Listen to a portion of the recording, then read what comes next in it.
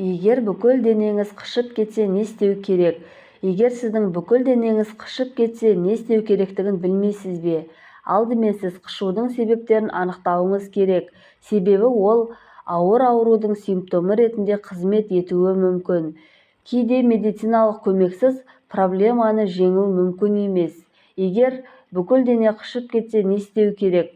Егер сіз ыңғайсыздық сезінсеңіз, алдымен кәсіби көмекке жүгіну үшін медициналық мекемеге хабарласыңыз. Тек дәрігер қышудың неден болғанын дәл анықтай алады, сондай-ақ әл-ауқатты жеңілдететін құралдарды тағайындайды. Әртүрлі әдістер ауруды жеңілдетуге көмектеседі. Кремдер, жақпа май, ылғалдандыратын гель немесе сұйық сабын. Неліктен бүкіл дене қышиды? Алдымен не істеу керек? Әртүрлі аурулар жағымсыз сезімдер тудырады. Мысалы, аллергия. Аллергенді анықтау және онымен әрекеттесуді тоқтату арқылы одан құтылуға болады. Қышыма.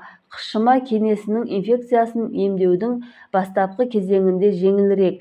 Егер сізде қышу пайда болса, теріде безеу мен майда сұр сызықтар пайда болса, сіз дереу дәрігерге қаралуыңыз керек. Қант диабеті. Ем тағайындалған кезде симптомдар толығымен жоғалады. Есек жем. Бұл жағдайдың қосымша белгілері. Ісіну мен тамақтың ауыруы, сонымен қатар жүрек айнуы, бүйрек функциясының бұзылуы, ішкі ағзалардың дұрыс жұмыс істемеуіне байланысты токсиндер табиғи жолмен шықпайды, бірақ тер бездері арқылы сыртқа шығып терінің тітіркенуін тудырады. Сондай-ақ жүктілік кезінде жәндіктердің шағуынан кейін құрғақ терінің әсерінен химиялық тітіркендіргіштерге ұшыраған кезде және басқа жағдайларда дене қышуы мүмкін. Дене қатты қышиды. Өзіңізді жақсы сезіну үшін не істеу керек?